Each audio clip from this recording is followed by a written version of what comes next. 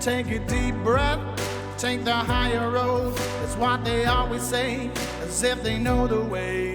They won't take it from me. But don't ever doubt yourself, cause life ain't just a dream. You made your own, so kick and scream. The people will act with a never-ending force. You never had the chance, so what you waiting for? The day has come, my friend, cause this is war.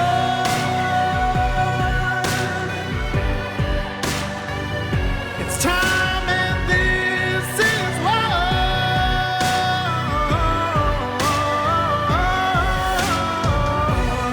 Since the beginning of 2020, when COVID first hit, I have witnessed many changes to our healthcare system, a system that I have been a part of for nearly 30 years.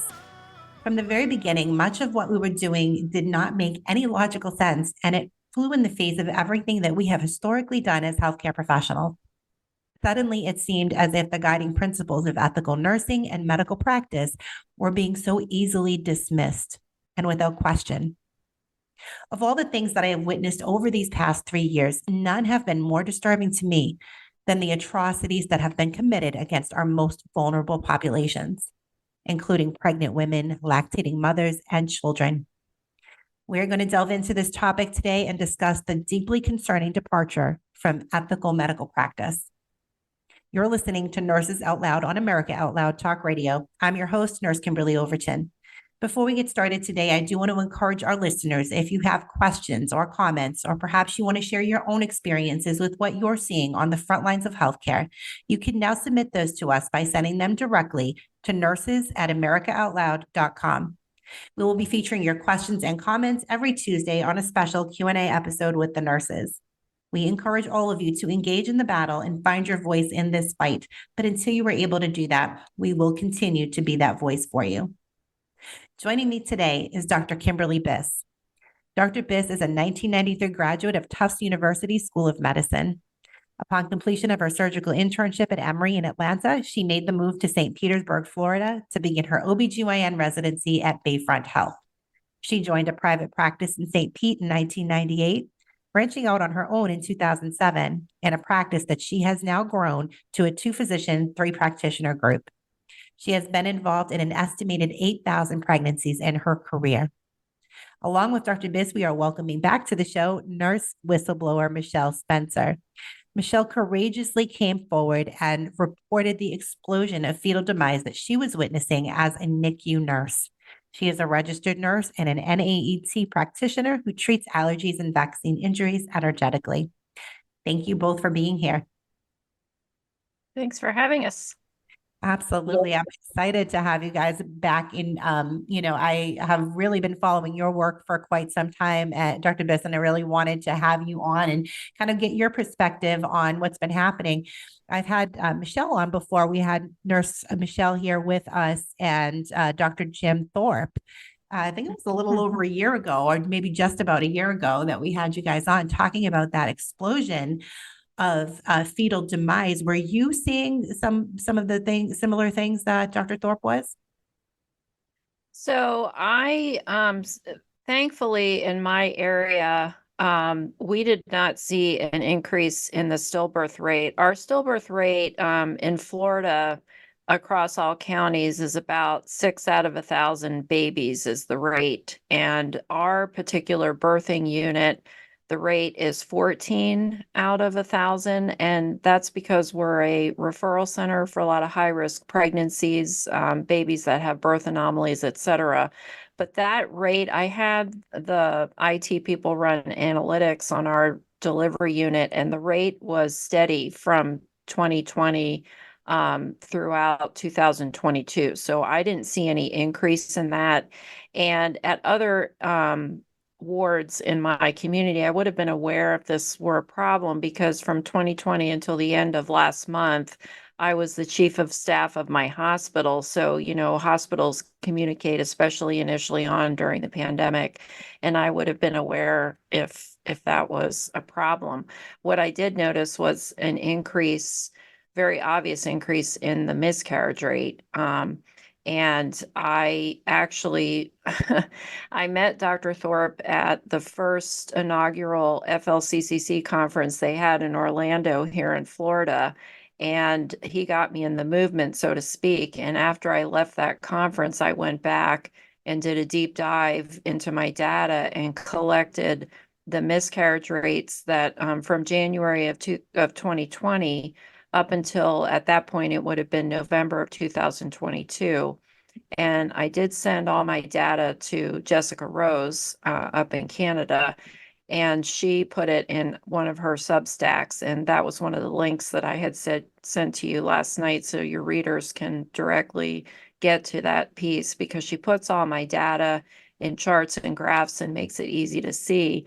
But sadly, from 2020 to 2021, the miscarriage rate in my practice went up 100%. In 2020, we had a normal miscarriage rate, which for me was about 4% average month to month.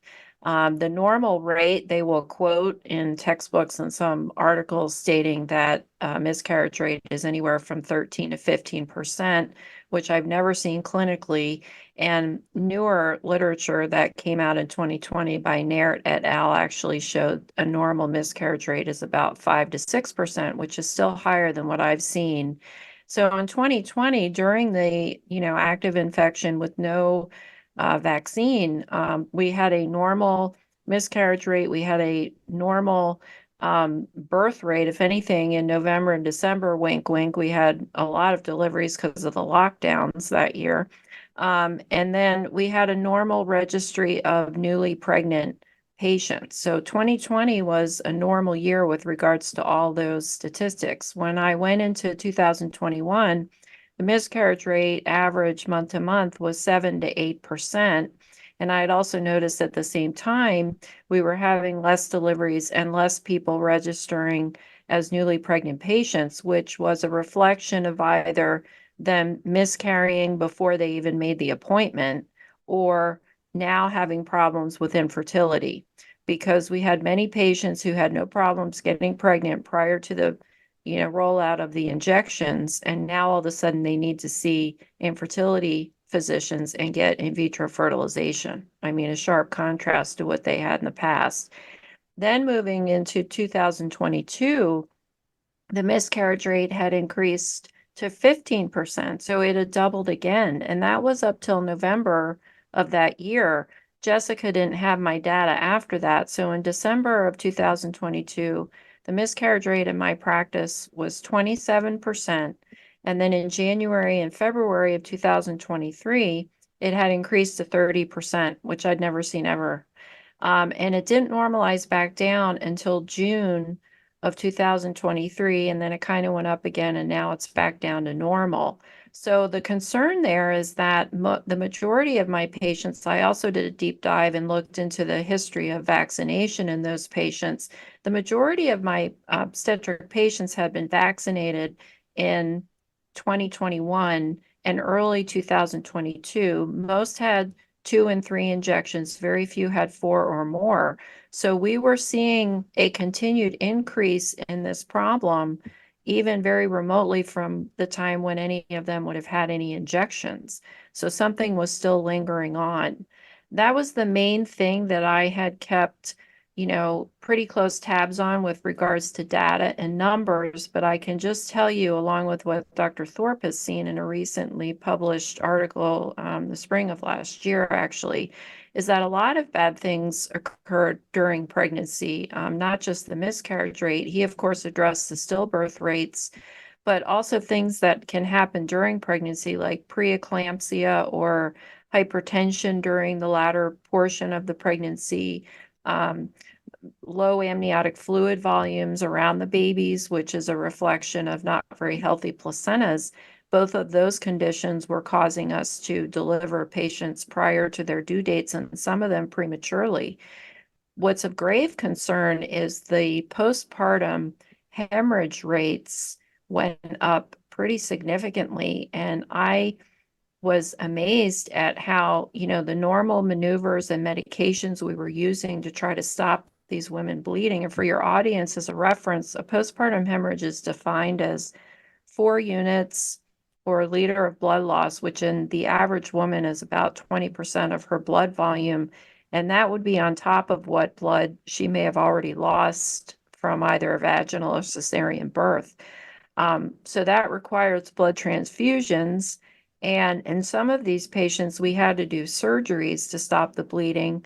And in August of 2023, I had to do a hysterectomy on a patient because I couldn't control her bleeding. And fortunately, this wasn't her first baby, because that could be catastrophic in a patient who has only one child, and now you've rendered her to inability to or unable to have a child in the future. And for reference to your audience, there are obstetricians that practice 30, 40, 50 years and have never done a hysterectomy for that indication. So that's not a common thing that's done. So this is very concerning, and I'm so grateful that I met Dr. Thorpe, and within a week he had me on my first podcast, and you haven't been able to silence me ever since. And I was honored in November of last year. I was called up to testify in front of a panel of 10 Congress members, an informal hearing that Marjorie Taylor Greene headed, but I was on the panel with Dr. Robert Malone and Thomas Renz, who's an attorney, and I presented the data that I just discussed with you, and their jaws dropped. I mean, they were floored with seeing that. So, hopefully something will come of that. And I do think the tide is turning. I think it's really hard to suppress this information anymore. A lot of people are seeing this now. Yeah. And, I pray that you're right. And I feel that as well. It's just getting harder and harder to deny what has occurred. But I'm just curious, and I'd love to get your input as well, Michelle. Going back to 2020, whenever they started pushing this, now very rarely does ACOG take such a strong stance on anything, right? Mm-hmm. So when they came out and they were really pushing the narrative on these vaccines, like, what were your thoughts? Because this is something that we have historically. We don't do this. We don't give experimental drugs and vaccines and all of these different experimental things. We don't do this with our pregnant population. I mean, we won't even let them eat deli meat, right? We don't let them eat Correct. meat. You don't let them change a litter box, but we're okay with just injecting them with this experimental mRNA technology. So what were your initial thoughts when ACOG came out in such strong support of mass vaccination campaign? Yeah, so I'll conclude what I'm about to say with I understand now, because Dr. Thorpe's wife, Maggie, filed FOIA requests and found out how much money ACOG got in 2021. But yes, initially when they started talking about these injections, I was like, are you serious? Because, prior to 2020, if we ever gave an obstetric patient something new out of the box, that would be malpractice. I mean, and for obvious reasons, because you don't know what it's going to do to the patient, but you have 2 patients, and what's going to happen to the newborn. And, you need to have long-term studies, and most, drugs per the FDA are classified in 5 levels when prescribing for pregnant women. And I would, there's A, B, C, D, and X. And I would certainly say that these shots would be classified as category X, which are never to be given to pregnant women, because animals died in the trials. Of course, Pfizer didn't have animal trials for what we all received, but previous messenger RNA trials, the animals died. And I was just amazed. And you're right. I mean, I've, taken care of women for 30 years. We can hardly get some of them to take an aspirin. They don't want to do anything that's going to harm their baby. And yet the campaign and the marketing and the fear was so intense that women lined up. In my practice, 70% of my obstetric population got these injections, and that's commensurate with the Florida rate for overall the population vaccine rate. But I will tell you, I was against it from the get-go, and not only for my pregnant patients, I mean, for everybody, because it was a brand new technology right out of the gate. And I had already been seeing how we had other things that were available that were being suppressed, and I didn't understand why we were going to make a vaccine for something we could treat with, medications off the shelf we already had. So this was not recommended to any of my patients, and my family members or myself. I mean, to get on a personal level, I was only a year into my breast cancer diagnosis when they started talking about these experimental vaccines. And I knew right away personally, I wasn't going to get one because, I was trying to, cure my cancer. So, and in retrospect, that was a good decision because look what we're seeing now with the cancer rates. So anyway, flash forward, this whole thing was marketed to women, right? Because women make the household medical decisions in the family. And if you can convince a pregnant woman to get this shot, game over, right? Because then everybody else, well, if a pregnant woman gets it, then it's got to be safe and I'm going to get it, So it was heavily marketed, and we know how much money ACOG received, about $11 million in April 2021 to say safe and effective when they had no long-term data to substantiate that claim. Exactly. And that's what really disturbed me. That's actually why I left my job as a nurse. I worked in the ICU as a critical care nurse, but after really watching my patients murdered with hospital protocols, and I just couldn't take that anymore. I started working from home doing telephone triage, and they wanted us to recommend vaccination for everyone, including children, including pregnant women. And they actually wanted us to use the word safe and effective. We had a scripted answer and it was right there in black and white. Yes, it is safe and effective, period. And I mean, right out of, just like you said, right out of the gate, this does not meet the standard for informed consent because we didn't have any long-term safety data. So there's no way we could make such a statement. The best they would get out of me was, we just don't have the data. And, I started talking about things like natural immunity and stuff like that would really probably get me fired because our calls were all recorded before. But I ended up resigning my position because there was no way I was going to say these words, safe and effective. But how did we get so many physicians who, they have to know better, right? They have to know better. How did we get so many of them to go along? Is it because they're paycheck employees, or, they have all of these, medical school bills that they have to pay, and they just feel like they have to just kind of put their head down, keep their mouth shut, and go on? I just don't I understand. I think it's I've really thought about this hard over the last few years, and I think what you just mentioned is part of it because most physicians are employed, and they can get fired. Very few percent of practicing physicians have their own office and they're their own boss. Most have been sucked up by large hospital systems and insurance companies at this point. But I think what it really goes back to is that there's a lot of groupthink now because physicians have lost the ability to critically think outside the box. And I think that all started when I started medical school in the early 90s. The concept of evidence-based medicine became a model that was how physicians were taught, and of course, driven by big pharma. So basically, the model has us taught in a way where every disease, in order to figure out the problem in the patient, there's an algorithm that you go down. So everybody goes down the same path, orders the same tests, does the same exam, and orders the same imaging studies, et cetera.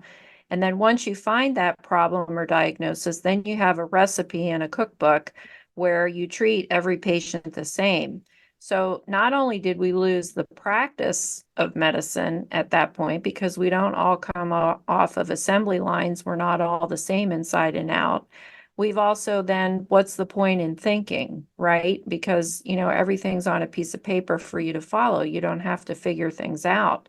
The other thing that it did was it showed us how, even more so where we don't question, we just follow what the authoritative figures say. And now, these people in medical school, if they question anything, they lose, they could be kicked out of medical school or not get a residency spot. So they're even more, silenced, let's say. Yeah. So I think that is what made it very easy for physicians to just, everybody follow the same protocol that Fauci came up with, which were disastrous, and shun the people that thought outside of the box and actually were treating early outpatient COVID. I mean, I told you earlier in this discussion that I was the chief of staff. My hospital's a 400-bed level 2 trauma center. We're not small potatoes, and I have a large, medical staff that represents all medical specialties. And I gave a talk in July of 2021 after a pregnant woman died because she was denied early treatment. Wow. And she died of bilateral saddle emboli. Yeah. And sick with COVID. She had not been vaccinated. And I gave a talk about early outpatient treatment and how I didn't think these vaccines were going to be a way out of this pandemic. I showed the Israeli Ministry of Health data at that point in time because they were on their booster in July of 2021 because they started their injections sooner than we did. And they already had ICUs full of sick people with COVID that were vaccinated. I said, this isn't going to work. There were 3 doctors that heard that me speak, and the next day they went into the CEO's office and demanded I not only be demoted as chief of staff, but kicked off the staff entirely, of which at that point in time for 21 years I had been on in good standing, because I was dangerous and evidently anti-vaccine, and that's all they got out of my talk. Mm-hmm. I mean, this is what I was dealing with. Yeah, it was absolutely absurd what was happening. And it was interesting to me that 96% of physicians went ahead and got vaccinated and were very militantly pro this experimental mRNA technology. And, I saw more nurses standing up than I did physicians. And I saw an interesting, I think it was Dr. Robert Malone did the talk about mass formation psychosis and how the higher your education level, the more likely you are to fall under that mass formation psychosis. And I'm sure it's just the level of indoctrination that you are exposed to in medical school.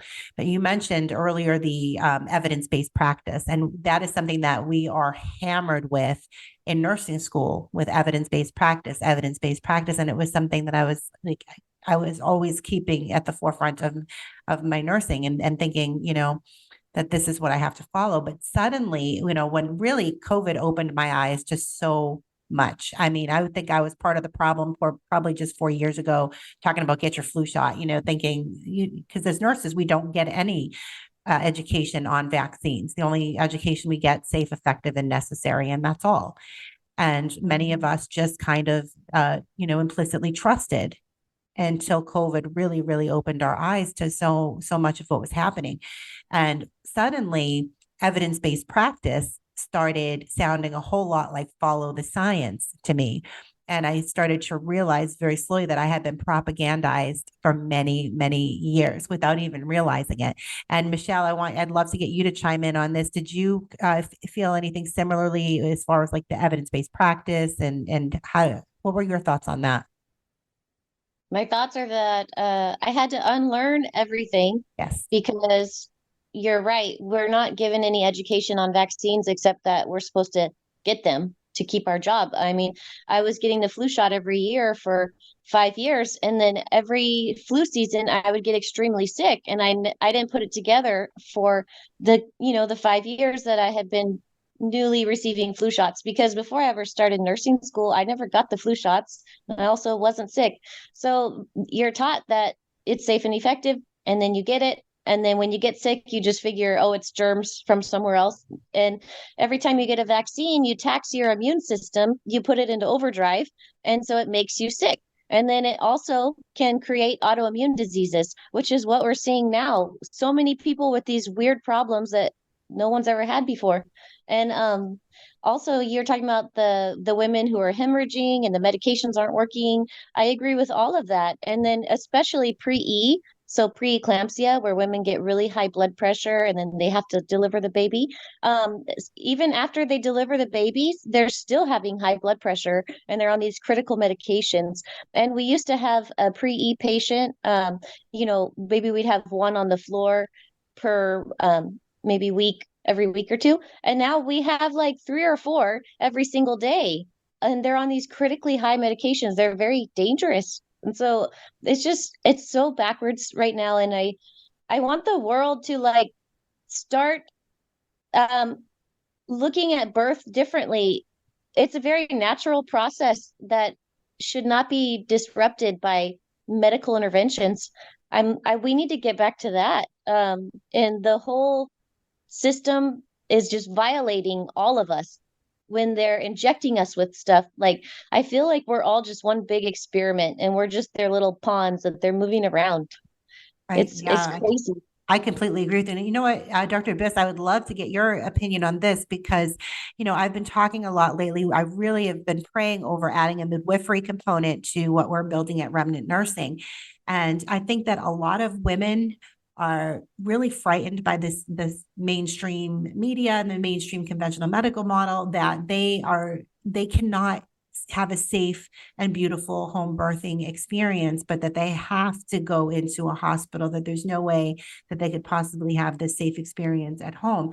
And I wondered what your experience or what your opinion might be on that, because I think that the majority of women likely, very likely can have that beautiful experience at home, because I think it's important that we are keeping these babies out of the system as much as we possibly can. That they're getting them on day one of life with these Hep B injections. So what are your thoughts about as far as women having that safe home birthing experience? Yeah, I think the silver lining for me with these last 4 years is not only do I have my new tribe now, which I say all the time, the people that I've met, but it's really allowed me to see a lot of the, BS that basically we have been taught in the past. And like Michelle said, I'm having to unlearn so many things I've been taught in the past, and I have to do it piece by piece, because if I did it all at once, I don't even know how I would function. Yeah. But if you had said what you just said to me, prior to 2020, I would be like, well, you're a lunatic. I mean, that's crazy. Women have to deliver in the hospital, blah, blah, blah. But I will tell you, this past summer, I spoke for an hour and a half to a physician, Fishbaum. I can't think of his first name, but he was practicing in the Los Angeles area and left the hospital setting because all the other doctors couldn't stand him. His C-section rates were so low because he was delivering all the patients that they wouldn't deliver, they would automatically do C-sections on. And he started a home birthing system with a bunch of midwives, and he was like delivering a lot of the movie stars in their homes in LA. And he doesn't deliver anymore now. He did it for 20 years. Now he just goes around and teaches people how to do this. And I was just fascinated by what he was telling me, because we've always been taught that home birthing is extremely dangerous, and this electronic fetal monitoring, which even today does not prevent cerebral palsy. Multiple articles have shown that. It's just, all it does is really increase your C-section rate and cause litigation. But there's so many things we do in the hospital setting that is, just ridiculous and unnecessary. And yes, the babies, I mean, why are we giving them a vaccine for a disease that we know the mom's status, we know the mom's Hep B status, because we check it all, not only during their prenatal care, but once they're admitted to the hospital, we know within an hour if they have Hep B or the antibodies. Why are we giving these babies an injection for something that they would need to either get a blood transfusion, have sex, or boot heroin to get? Like, it makes no sense.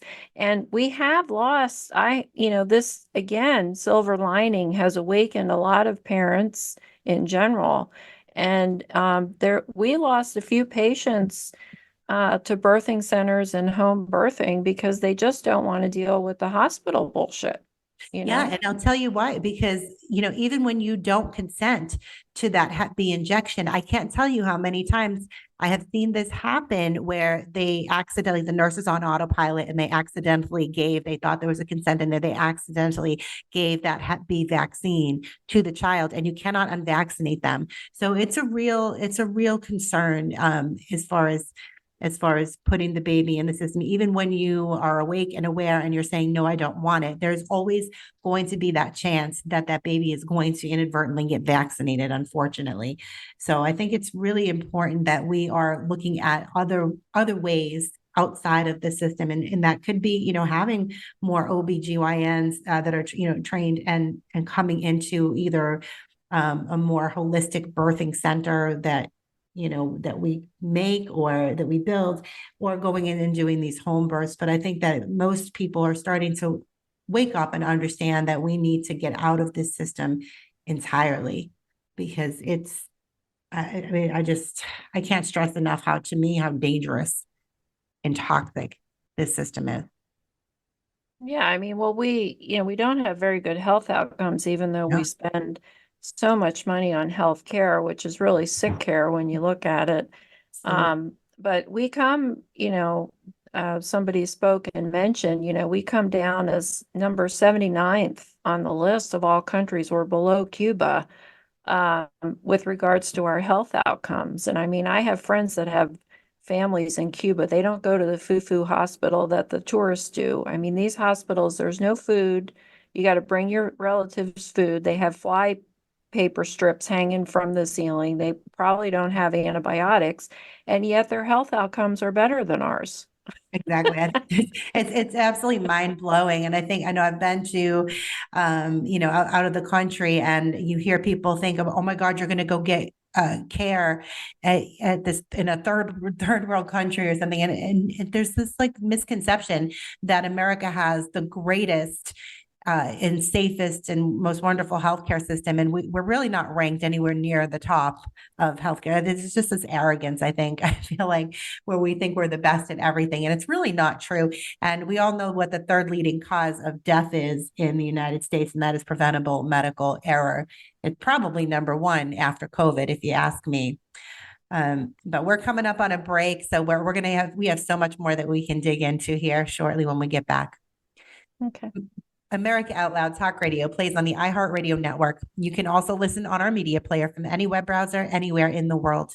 We have the best in-class apps available on Apple, Android, or Alexa, 24/7. Great Talk Radio. All of our shows go to podcast the following day. You can hear them on apps such as Spotify, Stitcher, Pandora, iHeart Podcast, and many more. Be sure to subscribe and rate the show on Apple Podcasts for me. Don't forget to check out our online store at americaoutloud.shop, where you can find all of the products that we represent on our network at a discounted rate, including Acia Redox, which I can personally speak to seeing fantastic results with, including better sleep, increased energy, improved mood, and a decrease in my joint pain. Use promo code OUTLOUD to save 15% off your purchase. We'll catch you on the other side of this break. Stay with us. It's time, and this is what. The pandemic may be over for some, but millions of Americans are needlessly suffering from the long-haul effects of toxic spike protein from COVID-19 and the vaccines. You've heard Dr. Peter McCullough and his team at the Wellness Company discuss the harmful effects of spike protein in your body, and now they found the solution: the miracle enzyme nattokinase. Their spike support formula contains nattokinase, the most compelling and scientifically supported approach to safely clear spike protein out of the body. What's more, spike support is optimized with other all-natural, non-GMO ingredients, like dandelion root, to help prevent spike protein from binding to your cells. Everyone should take daily spike support so you can feel your best. America Out Loud listeners can go to OutLoudCare.com today and use code OUTLOUD for 25% off your first order. In 2008, people could spend an average of 12 seconds on a task without becoming distracted. 5 years later, it was only 8 seconds. The digital age is narrowing our attention span. Trouble concentrating or recalling information is frustrating, embarrassing, and kills productivity. Advanced Nutrition Company, Healthy Cell, created Focus and Recall to boost your brain power. And unlike other supplements that don't work, Focus and Recall is not a pill. It's a patent-pending gel you swallow with ultra-absorption of science-backed ingredients to help you immediately sharpen focus, concentrate longer, and strengthen recall. These physician-formulated gels come in a small gel pack. Tear off the top, shoot it down. Thousands of 5-star reviews proves it works. Supercharge your brain and see the difference. Go to healthycell.com and use limited time code OUTLOUD for 25% off your first order. Risk-free. Love it or your money back. Guaranteed. Healthycell.com, code OUTLOUD. You already know Genesis plus HOCl is your best defense against viruses. But did you also know it's the most powerful weapon for eliminating airborne mold too? Customers are raving about the Genesis Fogger's ability to tackle mold problems and the bad smells that go with them. And we all know mold is a hazard to your health. There's no airborne invader that Genesis can't handle. Visit genesisfogger.com/OUTLOUD to receive a 15% discount on the Genesis Fogger with promo code OUTLOUD. With Genesis, you're ready for anything.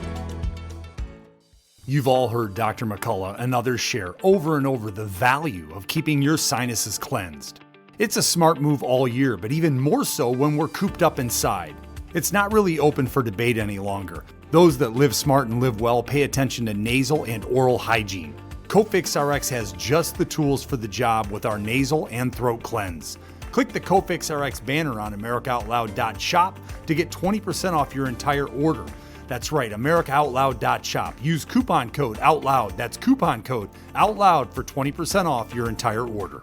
Use Cofix RX because it works. Cholesterol, blood pressure, blood sugar, inflammation, and weight. These are all real-world problems that 87% of Americans are struggling with. Often, there are no symptoms, but left unattended, we become inundated with one health problem after another. It's time to fight back with Heal Right. Heal Right is a bar that you eat, but it's food as medicine that addresses the nutritional root cause of health issues in just 8 weeks. Developed by world-renowned scientists and backed by 15 years of research, Heal Right is effective, but it's also delicious and works without additional diet or lifestyle changes. Step out of the statistics and use food as medicine. Visit healright.com/OUTLOUD or AmericaOutloud.shop and use the code OUTLOUD for 20% off.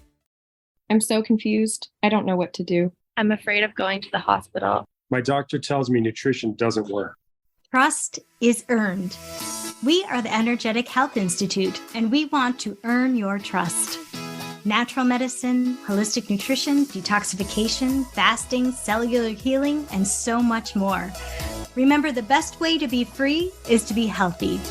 So stop being a patient and start being a student at energetichealthinstitute.org. When God, through his grace and mercy, gave us free will, the will of the people was to live freely. To that end, we fight for the liberty of all at a time when global tyranny threatens us as never before in mankind's history. This vision is manifest at AmericaOutloud.news, a site for all who cherish free will and freedom. Now is our time, my fellow Americans. America Out Loud Talk Radio. Liberty and justice for all.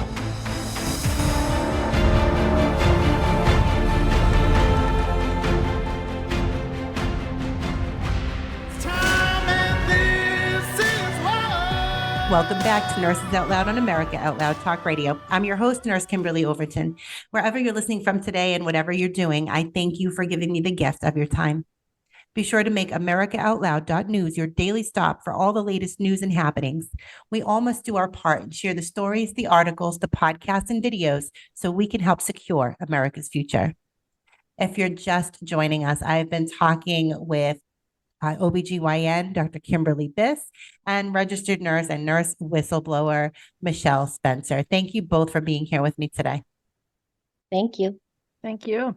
Absolutely. So we dug into a lot in the first half of the show, but I do want to talk about, I know that there's a new study that has, or it's in preprint, that's going to be in the American Journal of Obstetrics and Gynecology on the mRNA, the presence of mRNA in the placenta and cord blood. So I want you to touch on that for just a few minutes, if you would. Yeah, so remember in the beginning when they said, oh, safe and effective, these injections are going to stay in your deltoid, they're not going to go anywhere else in your body, which on its face was ridiculous because we inject a lot of things in the muscle in medicine, and if it was going to stay in the muscle, what the hell's it doing for the patient? But like a bunch of bobbleheads, we were like, okay. I mean, we had data that we have now through FOIA requests gotten showing that the lipid nanoparticles, which are the fatty envelope around the messenger RNA, go everywhere in the body, predominantly to endocrine glands and concentrated most highly in the ovaries in the rat trials for Pfizer. So these do not stay, and we've obviously now we see that there's spike protein in tissues that we can stain for, but what's of real concern now is the study you just mentioned, which is in preprint, and the leading author is Jinhao Lin. And it's showing that, intact messenger RNA is now found in placentas and in the cord blood to the baby. And we had kind of a hint that this was possible when we had a study that came out in September of 2022 by Nazi Hana, showing that fully intact messenger RNA was in women's breast milk. So what does this mean for the babies? We don't know. And sadly, we're probably going to be finding out a lot of things in the years to come. I mean, we know that these injections also, some of them have been adulterated by containing DNA in the DNA plasmids, which have a bonus with a cancer promoter as well. So we just do not know what this means. And there are some experts out there that are really concerned about the brains of these babies, because we know that these injections get into the brains of people. I mean, that's originally what lipid nanoparticle technology was. One of the indications to be developed for was to get chemotherapeutics across the blood-brain barrier. So we know that this spike is getting in the brain, and now probably fully intact, genetic material. We just don't know. And that's the problem. This was given, and we'll do the studies later to figure this out. And that's not how medicine should ever be practiced. Completely unethical. This is, this is crimes against humanity. If I've ever seen them. And you're right, we won't know the full ramifications of what we've done here. I'm going to say what they've done here for probably decades.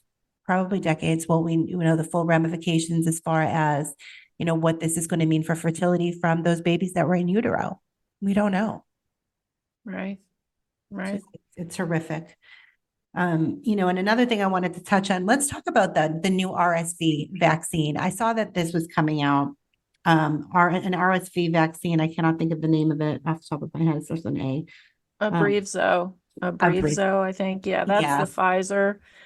There's a great Substack, which I sent you the link to. Igor Chudov is his name, and he's a numbers cruncher, and he goes through a lot of papers, and kind of breaks down the statistics. And the argument he had in his Substack is, if you use the Pfizer math, you're going to end up killing 400 babies to save 3,000, and save is in air quotes.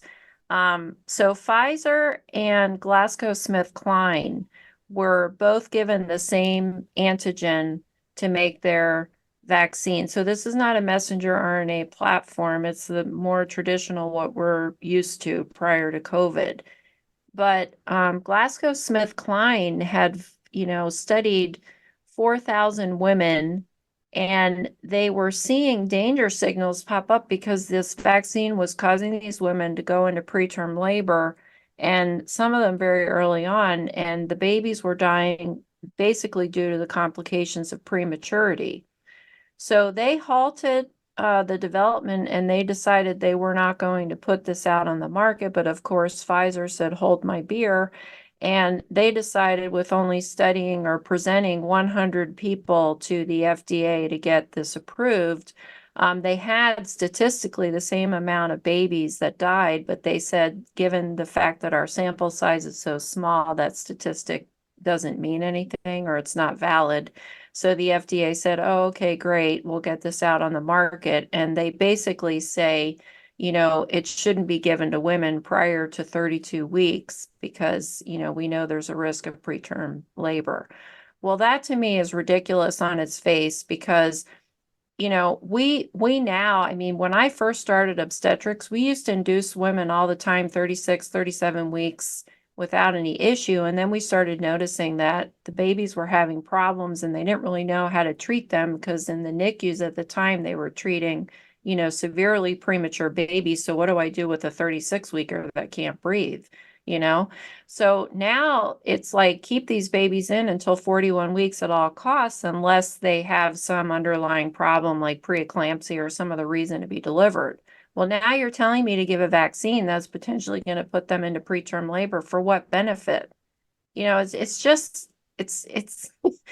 crazy because all it is about money. And, of course, we have ACOG jumped right on this and said, yeah, you need to give this to all your women. Same with the Tdap and the flu, because the whole shtick is they're going to make antibodies that are going to cross from the mom to the baby and protect the baby.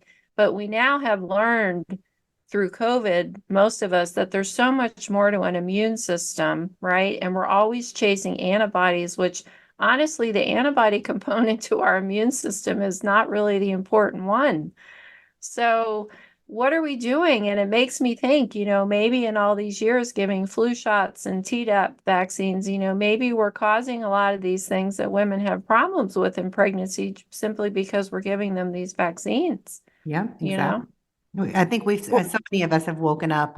That's the silver lining to COVID, is that the captured government agencies, big pharma, they've really overplayed their hand this time. And, the result is so much, so many nurses, so many doctors finally waking up to really, this has been going on for decades or longer.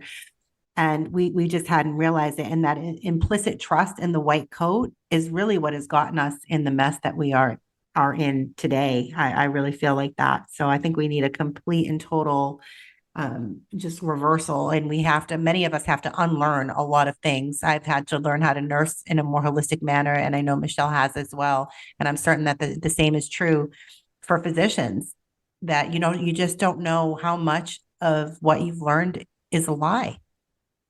Yeah. I believe we have to start at the source.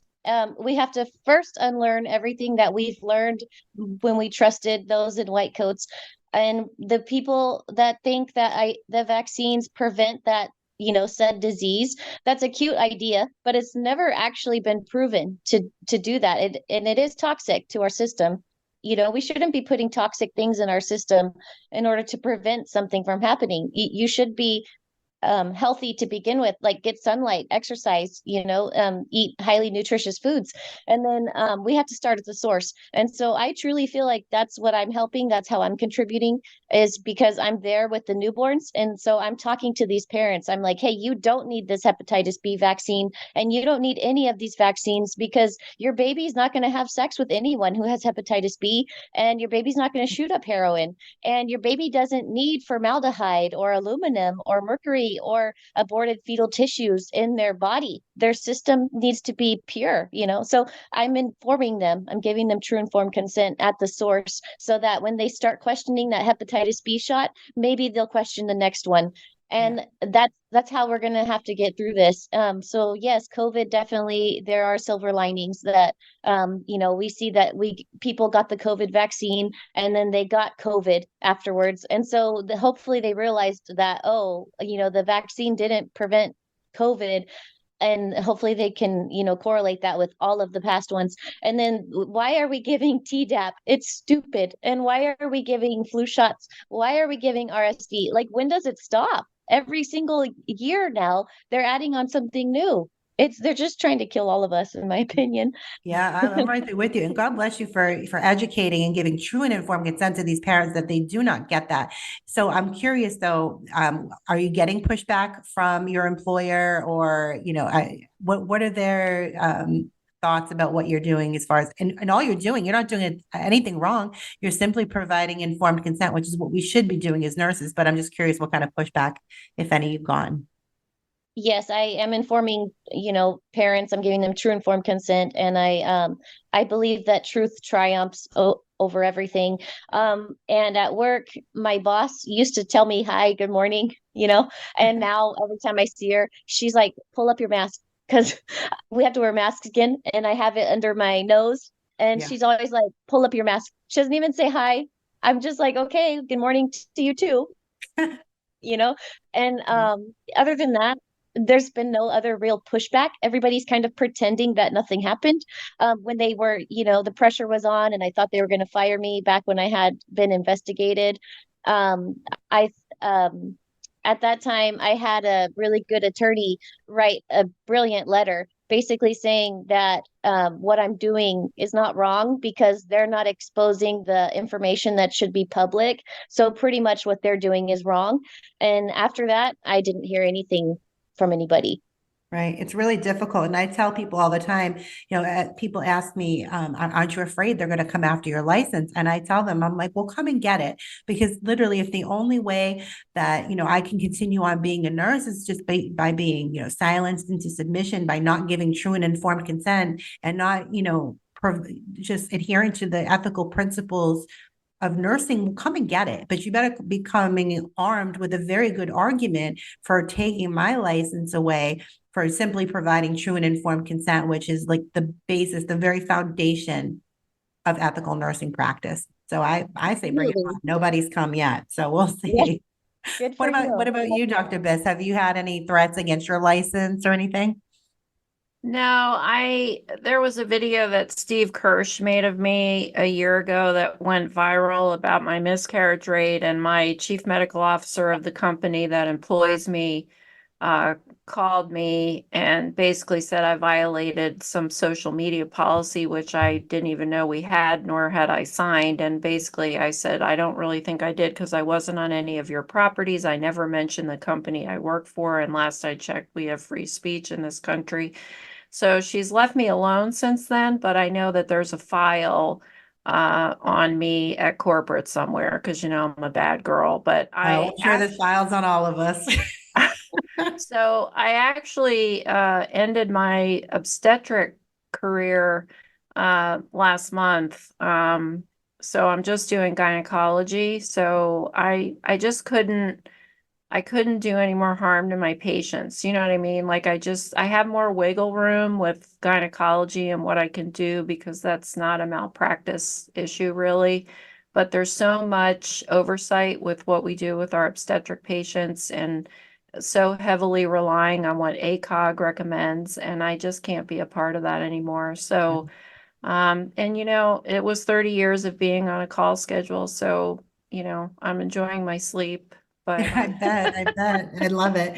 And maybe as time goes on, we can, talk you into coming on board with Remnant Nursing, or actually, big announcement. We're changing the name to Remnant Healthcare because we want to be more encompassing of other modalities. It's not just for nurses. We're bringing in doctors. We're bringing in, physical therapists, speech therapists, occupational therapists, because, we need all of this to be able to function in this parallel system and under the private membership association. So I just know that for both of you, there will always be a spot at Remnant Healthcare if you want to come and join the rest of, I don't even know what to call us.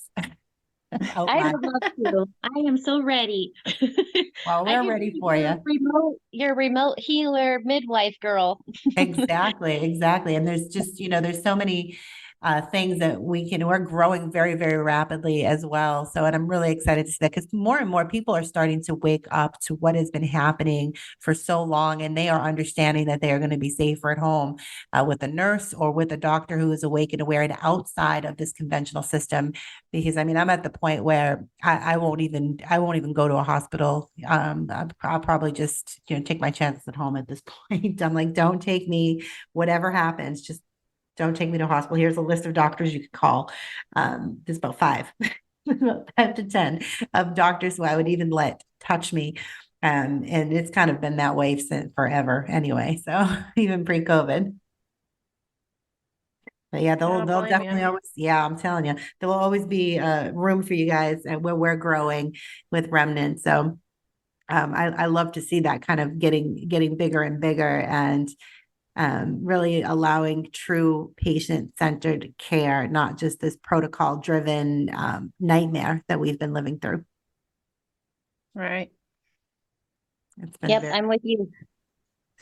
Absolutely.